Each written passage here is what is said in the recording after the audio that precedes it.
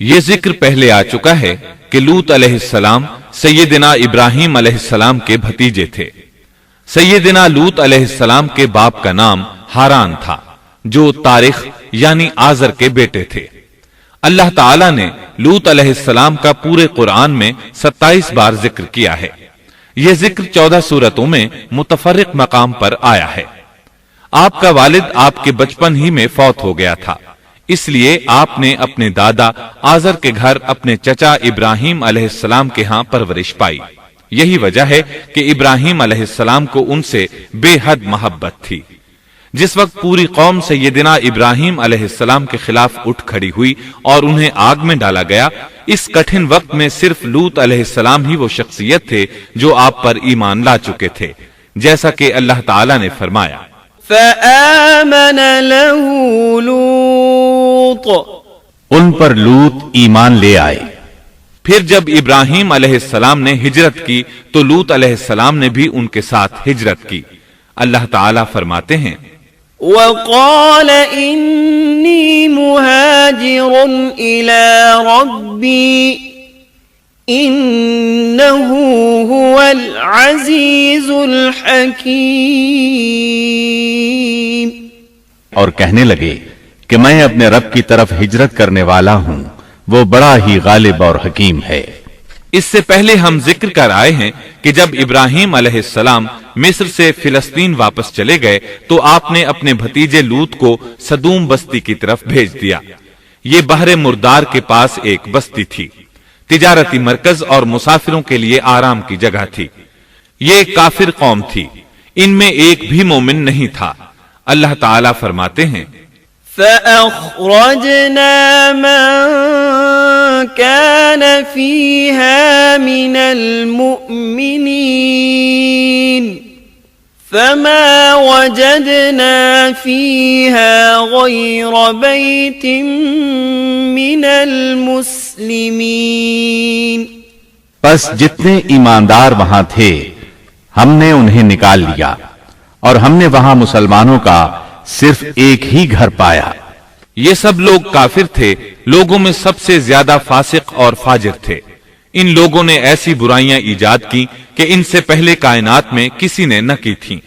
چنانچہ اللہ فرماتے ہیں اذ قال لقومه أتأتون الفاحشة ما سبقكم بها من أحد من العالمين، جب لوط نے اپنی قوم سے کہا تم ایسی فحاشی اور بے حیائی کا ارتکاب کرتے ہو جو جہانوں میں تم سے پہلے کسی شخص نے نہیں کی۔ پھر اللہ فرماتے ہیں انکم لتأتون الرجال شہوة من دون النساء بل انتم قوم مسرفون، کیا تم عورتوں کو چھوڑ کر مردوں سے حاجت پوری کرتے ہو، بلکہ تم حد سے بڑھنے والی قوم ہو۔ اس کام یعنی اغلام بازی اور جنسی بے راہ روی کو قوم لوط نے شروع کیا، لیکن بعض کہتے ہیں یہ تو فطری چیز ہے اور بعض کہتے ہیں یہ جنات سے شروع ہوئی۔ بہرحال یہ فسق و فجور اور گھناؤنا جرم اسی قوم سے شروع ہوا۔ فرشتوں کی زبانی اللہ تعالیٰ نے فرمایا اِنَّا أُرْسِلْنَا إِلَىٰ قَوْمٍ مُجْرِمِينَ، فرشتوں نے کہا کہ ہم گناہگار قوم کی طرف بھیجے گئے ہیں۔ پھر کہنے لگے إِلَّا آلَ لُوطٍ إِنَّا لَمُنَجُّوهُمْ أَجْمَعِينَ إِلَّا امْرَأَتَهُ قَدَّرْنَا إِنَّهَا لَمِنَ الْغَابِرِينَ، مگر خاندان لوط کہ ہم ان سب کو تو ضرور بچا لیں گے سوائے اس کی بیوی کے کہ ہم نے اسے رکنے اور باقی رہ جانے والوں میں مقرر کر دیا ہے۔ اسی طرح لوط علیہ السلام نے ان سے کہا أَتَأْتُونَ الذُّكْرَانَ مِنَ الْعَالَمِينَ، وتذرون ما خلق لكم ربكم من أزواجكم بل أنتم قوم عادون. کیا تم جہان والوں میں سے مردوں کے ساتھ شہوت رانی کرتے ہو اور تمہاری جن عورتوں کو اللہ نے تمہارا جوڑ بنایا ہے ان کو چھوڑ دیتے ہو بلکہ تم ہو ہی حد سے گزر جانے والے. اللہ تعالیٰ نے قرآن میں کتنے ہی مقامات پر اس گناہ کی برائی اور قباحت بیان فرمائی ہے، اس لیے کہ یہ نہایت سنگین اور گھناؤنا جرم ہے. اللہ تعالیٰ فرماتے ہیں وَلُوطًا إِذْ قَالَ لِقَوْمِهِ أَتَأْتُونَ الْفَاحِشَةَ وَأَنْتُمْ تُبْصِرُونَ أَإِنَّكُمْ لَتَأْتُونَ الرِّجَالَ شَهْوَةً مِّن دُونِ النِّسَاءِ بل انتم قوم تجہلون. اور لوط کا ذکر کر جبکہ اس نے اپنی قوم سے کہا کہ کیا باوجود دیکھنے بھالنے کے پھر بھی تم بدکاری کرتے ہو؟ یہ کیا بات ہے کہ تم عورتوں کو چھوڑ کر مردوں کے پاس شہوت سے آتے ہو؟ حق یہ ہے کہ تم بڑی ہی نادانی کر رہے ہو. اللہ تعالیٰ نے اس قوم کی قبیح خصلتوں کا جتنا ذکر کیا ہے کسی اور قوم کا نہیں کیا. انہیں کافر، مجرم، جاہل اور حد سے بڑھنے والا کہا گیا، کہیں فضول خرچی کرنے والے اور فاسق کہا گیا. یہ تمام برائیاں ان میں موجود تھیں.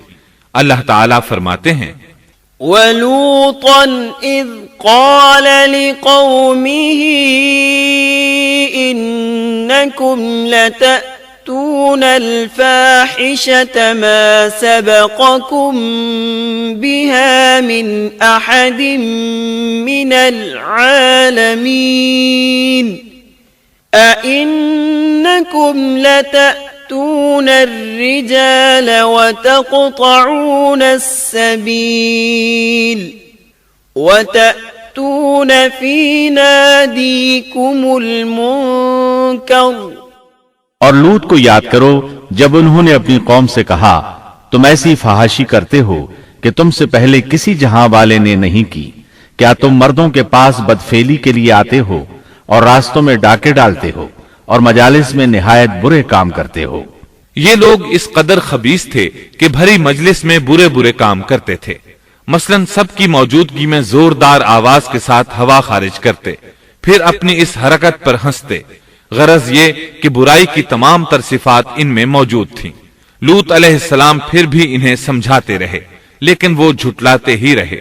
اللہ تعالیٰ فرماتے ہیں كذبت قوم لوط المرسلين إذ قال لهم أخوهم لوط ألا تتقون إني لكم رسول أمين فاتقوا الله وأطيعون وما أسألكم عليه من أجر إن أجري إلا على رب العالمين. قوم لوط نے پیغمبروں کو جھٹلایا جبکہ ان کے بھائی لوط نے ان سے کہا کہ تم اللہ کا خوف نہیں رکھتے. میں بلا شبہ تمہاری طرف امانت والا پیغمبر ہوں، البتہ اللہ سے ڈرو اور میری اطاعت کرو، اور اس کام پر میں تم سے کوئی اجرت اور مزدوری نہیں چاہتا. میرا اجر تو صرف اور صرف جہانوں کو پالنے والے کے ذمے ہے. انبیاء کا مشن ہی یہ ہوتا ہے کہ تبلیغ کرتے رہیں، لہٰذا لوط علیہ السلام دعوت دیتے رہے. لیکن دعوت کے نتیجے میں قوم کا رد عمل کیا تھا اللہ نے اس کا بھی ذکر کیا ہے. فرمایا فما كان جواب قومه إلا أن قالوا ائتنا بعذاب الله إن كنت من الصادقين. بس اس کی قوم کا جواب یہی ہوتا کہ اللہ کا عذاب لے آ اگر تو سچا ہے. اسلام دشمن اور کافر قوموں کا جواب یہی ہوتا ہے۔ قوم عاد اور قوم سمود نے بھی یہی جواب دیا تھا۔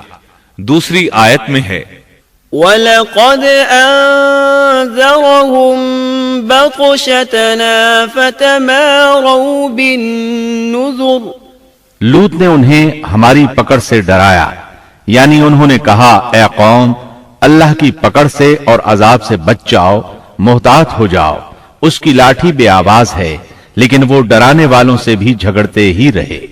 ایک اور آیت میں اللہ فرماتے ہیں وَمَا كَانَ جَوَابَ قَوْمِهِ إِلَّا أَن قَالُوا أَخْرِجُوهُم مِّن قَرْيَتِكُمْ إِنَّهُمْ أُنَاسٌ يَتَطَهَّرُونَ اور ان کی قوم سے کوئی جواب نہ بن پڑا بجز اس کے کہ آپس میں کہنے لگے کہ ان لوگوں کو اپنی بستی سے نکال دو، یہ پاک باز بننے کی کوشش کرتے ہیں۔ چونکہ یہ سب کے سب لوگ فحاشی، عریانی، بے حیائی، بے غیرتی، فسق و فجور اور بدکاری میں مصروف تھے، ان کے نزدیک پاکیزگی اختیار کرنا بے معنی کام بن چکا تھا۔ لوط علیہ السلام اور ان کی بیٹیوں کے علاوہ کوئی شخص پاک نہ تھا، سب کے سب غلاظت میں ڈوبے ہوئے تھے۔ چنانچہ انہوں نے لوط علیہ السلام کو اپنی بستی سے نکال باہر کرنے کا فیصلہ کیا۔ کہنے لگے قالوا لئن لم تنته يا لوط لتكونن من المخرجين قال إني لعملكم من القالين اے لوط اگر تو اپنے اس واعظ و نصیحت سے باز نہ آیا تو ضرور تجھے نکال دیا جائے گا۔ اس پر لوط نے فرمایا میں بھی تمہارے اس گھناونے عمل سے بیزار ہو چکا ہوں۔ چنانچہ لوط علیہ السلام اس موقع پر وہاں سے نکل آئے اور اپنے رب سے یوں دعا گو ہوئے رب نجنی وأہلی مما يعملون اے میرے پروردگار مجھے اور میرے اہل کو ان کے عمل سے بچا لے اور نجات عطا فرما۔ کتنی ہی آیات میں ہے کہ ان لوگوں نے لوط علیہ السلام کو بستی سے نکالنے کا عزم کر رکھا تھا، اور لوط علیہ السلام اس پوری بستی میں بے یار و مددگار تھے۔ وہاں ان کا کوئی خاندان تو تھا نہیں، لہٰذا گھر میں ہی بیٹھے رہے، دعا کرتے رہے۔ قال رب انصرنی علی القوم المفسدین اے پروردگار اس فسادی قوم کے خلاف میری مدد فرما۔ اس دعا سے اس قوم کی ایک اور خصلت معلوم ہوئی، اور وہ یہ کہ وہ فسادی بھی تھے۔ سو اللہ نے دعا قبول فرمائی، فرشتے بھیجے، جبرائیل، میکائیل اور ملک الموت، اور بعض روایات کے مطابق اسرافیل کو بھی ان کے ساتھ بھیجا گیا۔ وہ سب سے پہلے ابراہیم علیہ السلام کے پاس آئے تاکہ انہیں اسحاق علیہ السلام کی بشارت دیں۔ آخر کار یہاں سے فرشتوں نے سدوم کا رخ کیا۔ یہ فرشتے وہاں نوجوان لڑکوں کی صورت میں پہنچے، ان کی ٹولیوں کے پاس سے گزرے تاکہ انہیں آزما لیا جائے، ان پر حجت قائم ہو جائے۔ مطلب یہ کہ اللہ تعالیٰ نے فرشتوں سے کہا تھا کہ ان لوگوں کو اس وقت تک ہلاک نہ کرنا جب تک کہ ان کے نبی کو ان پر الزام لگاتے نہ دیکھ لو۔ چنانچہ یہ فرشتے نوجوان اور خوبرو لڑکوں کی صورت میں بستی کے کنارے پہنچ گئے۔ لوط علیہ السلام کی ایک بیٹی بستی سے باہر کنارے پر رہتی تھی۔ جب اس نے انہیں دیکھا تو ڈر گئی۔ اس نے سوچا ہماری قوم کے لوگوں نے اگر انہیں دیکھ لیا تو ضرور ان سے برائی کر کے رہیں گے، اس لیے وہ اپنے والد لوط علیہ السلام کی طرف دوڑی، ان کے پاس پہنچ کر کہنے لگی میں نے چند نوجوان لڑکوں کو دیکھا ہے اور میں ان کے بارے میں خوف زدہ ہوں۔ لوط علیہ السلام جلدی سے ان کی طرف آئے، ان سے پوچھا آپ کیسے آئے ہیں؟ انہوں نے بتایا ہم آپ کے مہمان ہیں۔ لوط علیہ السلام چاہتے تھے انہیں باہر ہی سے دوسری طرف روانہ کر دیں، لیکن جب انہوں نے کہا کہ ہم مہمان ہیں تو وہ انہیں جانے کے لیے نہ کہہ سکے، چنانچہ ان سے بولے اللہ کی قسم زمین کی پشت پر اس سے خبیث اور گندی قوم ہم نے نہیں دیکھی، اور نہ ہی کسی کے بارے میں ایسا معلوم ہوا۔ آپ نے 2 بار، 6 بار اور پھر 4تھی بار بھی ان سے یہی بات کہی تاکہ ان نوجوانوں کو حالات کا علم ہو جائے، وہ بھانپ لیں، لیکن وہ تو فرشتے تھے اور لوط علیہ السلام کی قوم کے خلاف گواہی تلاش کر رہے تھے۔ آخر لوط علیہ السلام انہیں اپنے گھر لے آئے، انہیں بٹھایا۔ لوط علیہ السلام کی بیوی کافر تھی اور قوم کے ساتھ تھی۔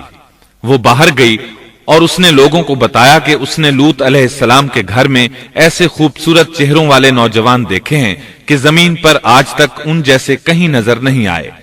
یہ سنتے ہی وہ سب لوط علیہ السلام کے گھر کی طرف لپکے۔ قرآن کریم میں آتا ہے وَجَاءَهُ قَوْمُهُ يُهْرَعُونَ إِلَيْهِ وَمِن قَبْلُ كَانُوا يَعْمَلُونَ السَّيِّئَاتِ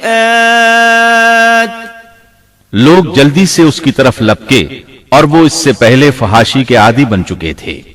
ایک جگہ الفاظ ہیں شہر کے لوگ خوش ہوتے ہوئے آئے۔ وہ اس حد تک فاسق اور فاجر بن چکے تھے کہ خوش ہوتے ہوئے وہاں آئے تاکہ ان خوبصورت لڑکوں سے لذت حاصل کر سکیں۔ یہ گھر کے سامنے پہنچ گئے تو لوط علیہ السلام انہیں روکنے کے لیے گھر سے نکلے۔ ان سے فرمایا یا قوم هؤلاء بناتی، اے میری قوم، تمہاری خواہش کے لیے میری بیٹیاں موجود ہیں، یعنی قوم کی عورتیں موجود ہیں۔ نبی قوم کا باپ ہوتا ہے، اس کی بیویاں قوم کی مائیں اور قوم کی عورتیں اس کی بیٹیاں شمار ہوتی ہیں، جیسا کہ سورہ ہود میں آتا ہے۔ قال یا قوم هؤلاء بناتی هن اطہر لکم فاتقوا اللہ ولا تخزون فی ضیفی أليس منكم رجل رشید؟ کہنے لگے اے میری قوم، میری یہ بیٹیاں تمہارے لیے پاکیزگی کا باعث ہیں، لہٰذا اللہ سے ڈرو اور مجھے میرے مہمانوں کے بارے میں رسوا نہ کرو۔ کیا تم میں کوئی بھلا شخص موجود نہیں؟ آپ کی بات کے جواب میں انہوں نے کیا جواب دیا؟ قرآن مجید میں آتا ہے قالوا لقد علمت ما لنا في بناتك من حق وإنك لتعلم ما نريد قال لو أن لي بكم قوة أو آوي إلى ركن شديد۔ کہنے لگے لوط، تو جانتا ہے تیری بیٹیوں یعنی قوم کی عورتوں سے ہمیں کوئی سروکار نہیں، ہم جو چاہتے ہیں تمہیں خوب معلوم ہے۔ لوط کہنے لگے کاش میرے پاس کوئی قوت ہوتی یا میں کسی مضبوط پناہ میں ہوتا۔ لوط علیہ السلام کے پاس کچھ بھی تو نہیں تھا، صرف ان کی اپنی بیٹیاں ان پر ایمان لائی تھیں، یہاں تک کہ ان کی بیوی بھی کافر تھی۔ بخاری اور مسلم کی روایت ہے، نبی کریم صلی اللہ علیہ وسلم نے فرمایا اللہ تعالیٰ لوط پر رحمت فرمائے، وہ اللہ تعالیٰ کی طرف پناہ لیتے تھے۔ مفسرین کا کہنا ہے کہ لوط علیہ السلام کے بعد اللہ نے جو نبی بھیجا وہ کسی اونچے خاندان اور قبیلے کا چشم و چراغ ہوتا تھا جو اس کی حفاظت کرنے کے قابل ہوتا تھا۔ لوط علیہ السلام کے ساتھ کوئی مددگار نہیں تھا۔ ایک دوسرے مقام پر اللہ تعالیٰ فرماتے ہیں وَجَاءَ أَهْلُ الْمَدِينَةِ يَسْتَبْشِرُونَ قَالَ إِنَّ هَؤُلَاءِ ضَيْفِي فَلَا تَفْضَحُونَ وَاتَّقُوا اللَّهَ وَلَا تُخْزُونَ قالوا أولم ننهك عن العالمين قال هؤلاء بناتي إن كنتم فاعلين لعمرك إنهم لفي سكرتهم يعمهون۔ اور شہر کے لوگ خوش ہوتے ہوئے آئے۔ لوط نے کہا یہ میرے مہمان ہیں، مجھے رسوا نہ کرو، اللہ سے ڈرو اور مجھے ذلیل نہ کرو۔ انہوں نے کہا کیا ہم نے تجھے جہان والوں کے بارے میں منع نہیں کیا؟ یعنی انہوں نے آپ کو تبلیغ وغیرہ سے بھی روک دیا تھا۔ لوط نے کہا اگر خواہش پوری کرنا چاہتے ہو تو میری بیٹیاں یعنی قوم کی عورتیں موجود ہیں، ان سے کر لو۔ اے پیغمبر تیری عمر کی قسم وہ لوگ اپنی مدہوشی میں مست تھے۔ اللہ تعالیٰ نے کسی انسان کی عمر کی قسم نہیں کھائی سوائے نبی کریم صلی اللہ علیہ وسلم کے، اور یہ اعزاز آپ کے شرف، عزت اور تکریم پر دلیل ہے۔ اب ان لوگوں نے گھر میں داخل ہونے کی تیاری کر لی۔ ادھر لوط علیہ السلام نے اپنے تینوں مہمانوں کی طرف دیکھا۔ آپ ان کے لیے فکر مند تھے، لیکن وہ یہ دیکھ کر حیران ہوئے بغیر نہ رہے کہ وہ تینوں بالکل بے فکر بیٹھے تھے۔ اس وقت کی کیفیت اللہ تعالیٰ نے قرآن مجید میں یوں بیان فرمائی ہے: قال إنكم قوم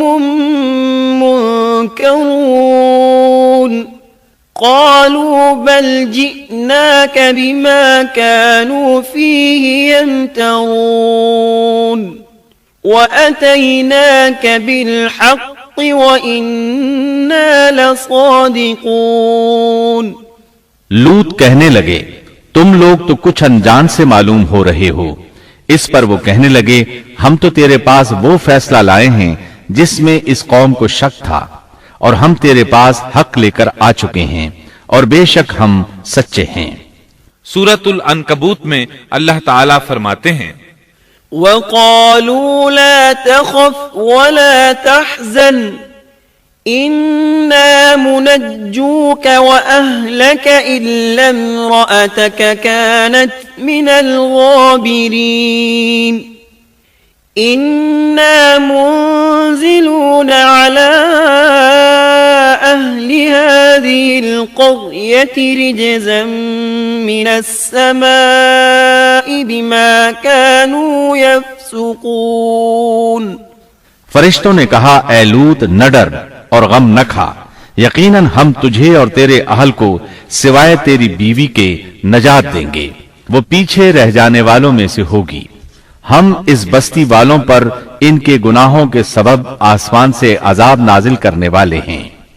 انہوں نے یہ بھی کہا: قالوا يا لوط إنا رسل ربك لن يصلوا إليك۔ کہنے لگے اے لوط ہم اللہ کے بھیجے ہوئے فرشتے ہیں، یہ لوگ تجھ تک نہ پہنچ پائیں گے، یعنی تجھے تکلیف نہیں پہنچا سکیں گے۔ پھر ان میں سے ایک شخص نے اندر داخل ہونے کی کوشش کی۔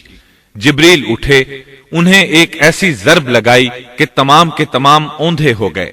اس بارے میں اللہ کا فرمان ہے: وَلَقَدْ رَاوَدُوهُ عَنْ ضَيْفِهِ فَطَمَسْنَا أَعْيُنَهُمْ۔ انہوں نے لوط کو اس کے مہمانوں کے بارے میں پھسلانے کی کوشش کی تو ہم نے ان کی آنکھیں مٹا ڈالی۔ اللہ تعالیٰ سورۃ القمر میں فرماتے ہیں: فَذُوقُوا عَذَابِي وَنُذُرِ۔ پس میرا عذاب اور ڈرانا چکھو۔ وہ دھمکیاں دینے لگے اور واپس جاتے ہوئے کہنے لگے ہم تجھ سے کل نبٹ لیں گے۔ انہوں نے سزا محسوس بھی کر لی لیکن پھر بھی توبہ نہ کی۔ اس وقت فرشتوں نے کہا: إِنَّ مَوْعِدَهُمُ الصُّبْحُ أَلَيْسَ الصُّبْحُ بِقَرِيبٍ۔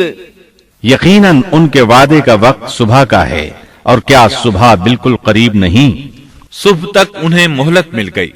فرشتوں نے کہا: فَأَسْرِ بِأَهْلِكَ بِقِطْعٍ مِّنَ اللَّيْلِ وَاتَّبِعْ أَدْبَارَهُمْ وَلَا يَلْتَفِتْ مِنكُمْ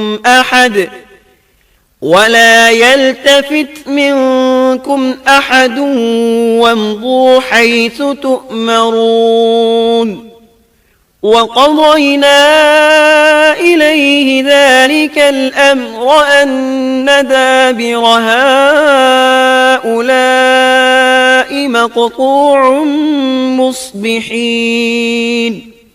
اے لوط اپنے اہل کو رات کے حصے میں لے کر نکل جا اور ان کے پیچھے پیچھے تو چل، اور تم میں سے کوئی پیچھے مڑ کر نہ دیکھے، اور جہاں تمہیں حکم ہو چلے جاؤ۔ اور ہم نے اسے وہ فیصلہ سنا دیا کہ صبح ہوتے ہی اس قوم کی جڑ کاٹ دی جائے گی۔ اسی طرح اللہ تعالی سورۃ الشعراء آیت 170 اور 171 میں فرماتے ہیں فنجيناه وأهله أجمعين إلا عجوزا في الغابرين ہم نے اسے اور اس کے تمام اہل کو نجات دی سوائے اس کی بیوی کے جو پیچھے رہنے والوں میں سے تھی۔ سورۃ القمر میں اللہ تعالی فرماتے ہیں إلا آل لوط نجيناهم بسحر نعمة من عندنا كذلك نجزي من شكر تمام ہلاک ہو گئے سوائے لوط کی آل کے، انہیں ہم نے صبح سحری کے وقت یعنی رات کے آخری حصے میں نجات دی، یہ ہمارا احسان تھا، اور اسی طرح ہم شکر گزاروں کو بدلہ دیتے ہیں۔ چنانچہ لوط علیہ السلام نکل کھڑے ہوئے، ان کے ساتھ ان کی صرف 2 بیٹیاں تھیں، وہ بستی سے نکل گئے، پھر صبح ہوئی، روشنی پھیلنے لگی تو عذاب آ گیا۔ وَلَقَدْ صَبَّحَهُم بُكْرَةً عَذَابٌ مُسْتَقِرٌّ فَذُوقُوا عَذَابِي وَنُذُرِ اور صبح سویرے ہی انہیں ٹھہرنے والے عذاب نے آ لیا، پس تم میرے عذاب اور ڈرانے کا مزہ چکھو۔ یہ عذاب کیسا تھا؟ جبریل علیہ السلام آئے، اپنا پر زمین کے نیچے داخل کیا، اس مکمل بستی کو اکھیڑا اور آسمان کی طرف اٹھا کر لے گئے۔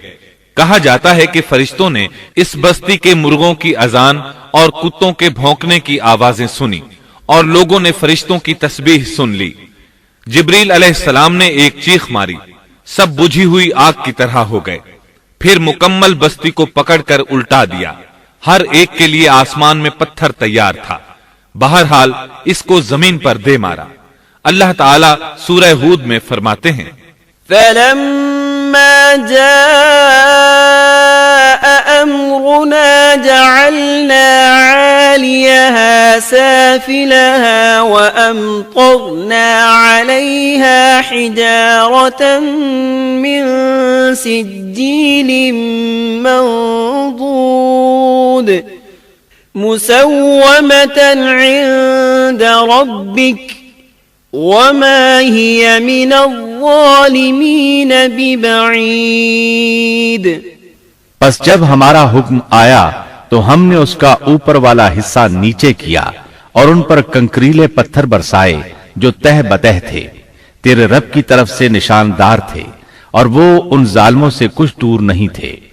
سورۃ الحجر میں اللہ فرماتے ہیں فَأَخَذَتْهُمُ الصَّيْحَةُ مُشْرِقِينَ فَجَعَلْنَا عَالِيَهَا سَافِلَهَا وَأَمْطَرْنَا عَلَيْهِمْ حِجَارَةً مِّن سِجِّيلٍ روشنی ہوتے ہی انہیں بڑے زور کی چیخ نے پکڑ لیا، پھر ہم نے اس کا بلند حصہ نیچے کیا اور ان پر کنکر والے پتھر برسائے۔ سورۃ الشعراء میں اللہ فرماتے ہیں وَأَمْطَرْنَا عَلَيْهِمْ مَطَرًا فَسَاءَ مَطَرُ الْمُنذَرِينَ إِنَّ فِي ذَلِكَ لَآيَةً وَمَا كَانَ أَكْثَرُهُم مُؤْمِنِينَ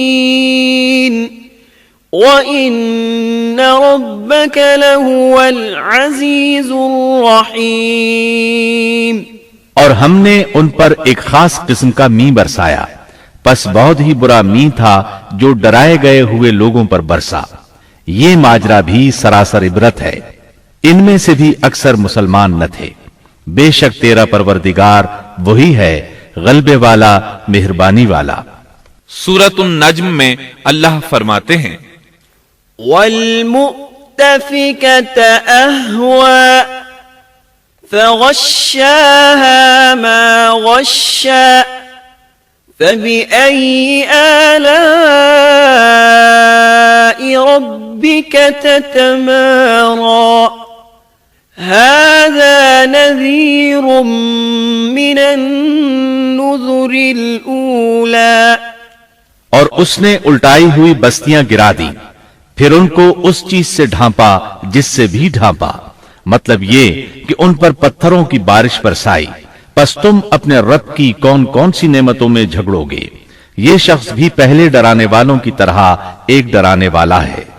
اس طرح یہ بستی سدوم بحر مردار کے علاقے میں تہس نہس ہو گئی، اور اس کے آثار و نشانات قیامت تک کے لیے چھوڑ دیے گئے ہیں۔ ان نشانات کو اسی لیے باقی چھوڑا گیا ہے کہ سارا جہان ان کو دیکھ کر عبرت پکڑے، فحاشیوں سے باز آ جائے، خاص طور پر سب سے بڑی فحاشی جو قوم لوط کا عمل تھا اس سے باز آ جائیں۔ سیدنا لوط علیہ السلام کے اس قصے میں قرآن حکیم اور احادیث نبوی سے یہ بات ثابت ہوتی ہے کہ سیدنا لوط علیہ السلام جس قوم کی طرف مبعوث کیے گئے تھے وہ قوم اخلاق کے اعتبار سے بالکل ختم ہو چکی تھی، اور اب اس کی اصلاح ناممکن ہو چکی تھی۔ اس قوم نے اپنے جرم کو جرم بھی نہیں سمجھا تھا۔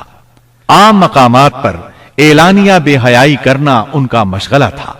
یہ ایسا عمل تھا جس کی ماضی میں کوئی نظیر نہیں ملتی۔ مردوں کا مردوں سے اختلاط اور عورتوں کا عورتوں سے، یہ ایسا فعل تھا جو جنگل کے وحشی جانور بھی نہیں کرتے۔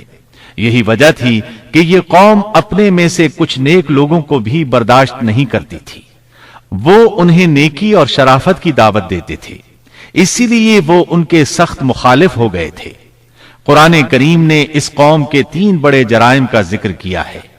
یہ کہ تم مردوں سے بدفعلی کرتے ہو، مسافروں کو لوٹ لیتے ہو، عام مجلسوں میں اعلانیہ فحاشی کرتے ہو۔ ان 3 گناہوں میں سے سب سے پہلا گناہ بدترین گناہ تھا۔ یہ گناہ اس قوم سے پہلے کسی نے نہیں کیا تھا، گویا وہ اس گناہ کو ایجاد کرنے والے تھے، اور یہ گناہ زنا سے بھی زیادہ شدید ہے۔ قرآن کریم اور احادیث کی روح سے اغلام بازی ایک بدترین گناہ ہے۔ احادیث میں اس گناہ کی مختلف سزائیں آئی ہیں۔ ایک روایت میں ہے کہ فاعل اور مفعول دونوں کو قتل کر دو۔ بستی سدوم عذاب کے نزول سے قبل کن حالات سے دوچار تھی، سورۃ الزاریات آیت 35 اور 36 میں یوں بیان ہوا ہے: پھر ہم نے ان سب لوگوں کو نکال لیا جو اس بستی میں مومن تھے، یعنی لوط علیہ السلام اور ان پر ایمان لانے والے، سو ہم نے اس بستی میں سوائے ایک گھر کے مسلمانوں کا کوئی گھر نہ پایا۔ اس کا مطلب ہے وہاں صرف سیدنا لوط علیہ السلام اور ان کا گھرانہ مسلمان تھا، باقی سب گھر کافروں کے تھے۔ اللہ تعالیٰ کسی قوم کی مکمل تباہی کا فیصلہ اس وقت تک نہیں کرتے جب تک کہ اس قوم میں کچھ قابل لحاظ بھلائی موجود ہو، مگر جب قوم کا حال یہ ہو جائے کہ اس میں بھلائی آٹے میں نمک کے برابر بھی باقی نہ رہے، تو ایسی صورت میں اللہ کا قانون یہ ہے کہ نبی اور اس پر ایمان لانے والوں کو اپنی قدرت خاص سے کسی نہ کسی طرح بچا لیا جاتا ہے، اور باقی لوگوں کے ساتھ وہی معاملہ کیا جاتا ہے جو ہوش مند تاجر اپنے ٹوکرے کے گلے سڑے پھلوں کے ساتھ کرتا ہے۔ اچھے پھل ان میں سے نکال لیتا ہے اور سڑے ہوئے باہر پھینک دیتا ہے۔ عذاب کے بعد اللہ تعالیٰ نے اس شہر کے کھنڈرات کے بارے میں سورۃ الزاریات آیت 37 میں یوں فرمایا ہے: اس عذاب کے بعد ہم نے وہاں بس ایک نشانی ان لوگوں کے لیے چھوڑ دی جو دردناک عذاب سے ڈرتے تھے۔ اس نشانی سے مراد بحیرہ مردار ہے۔ اس کا جنوبی علاقہ آج بھی ایک عظیم تباہی کے آثار پیش کر رہا ہے۔ ماہرین آثار قدیمہ کا خیال ہے کہ قوم لوط کے 5 بڑے شہر شدید زلزلے سے زمین میں دھنس گئے تھے، اور ان کے اوپر بحیرہ مردار کا پانی پھیل گیا تھا۔ اس خیال کی وجہ یہ بتائی جاتی ہے کہ بحیرہ مردار کا وہ حصہ جو اللسان نامی جزیرے کے جنوب میں واقع ہے وہ صاف طور پر بعد میں پیدا ہوا ہے، اور قدیم بحیرہ مردار کے جو آثار اس جزیرے کے شمال میں نظر آتے ہیں وہ جنوب میں پائے جانے والے آثار سے بالکل مختلف ہیں۔ माहिरीन आसार कदीमा ने इससे ये बात अख्स की है कि जुनूब का हिस्सा पहले इस बुहैरा की सतह से बुलंद था, बाद में जलजले से धंसकर जमीन के नीचे चला गया। इस धंसने का जमाना भी 2000 बरस कब्ल मसीह के करीब मालूम होता है, और ये जमाना तारीख के एतबार से सैयदना इब्राहीम अलैहिस्सलाम और सैयदना लूत अलैहिस्सलाम का जमाना है। 1965 ईस्वी में आसार कदीमा की एक अमरीकी टीम को अल-लिसान जजीरे पर एक बहुत बड़ा कब्रिस्तान मिला। इसमें 20,000 से जायद कब्रें थीं। इससे अंदाजा होता है कि करीब ही कोई बड़ा शहर आबाद था। इसलिए ऐन मुमकिन है कि जिस शहर का यह कब्रिस्तान है वो बुहैरा में गर्क हो चुका हो। बुहैरा के जुनूब में जो इलाका है उसमें अब भी हर तरफ तबाही के आसार मौजूद हैं, और जमीन में गंधक, राल, कोलतार और कुदरती गैस के इतने बड़े जखायर पाए गए हैं कि उनको देखकर यकीन हो जाता है कि किसी वक्त बिजलियों के गिरने से या आतिश फिशां का लावा निकलने से यहां आग फट पड़ी थी। अल्लाह ताला सूरह हूद की आयत 83 में इरशाद फरमाते हैं, पथराव का ये अजाब आज भी जालिमों से दूर नहीं। मतलब ये कि जो कौम इस कौम की तरह जुल्म और बेहयाई पर जम जाए वो अपने आप को इस जैसे अजाब से दूर न ख्याल करे। लूत अलैहिस्सलाम के हालात और वाकयात कुरान करीम की रोशनी में आपने सुने।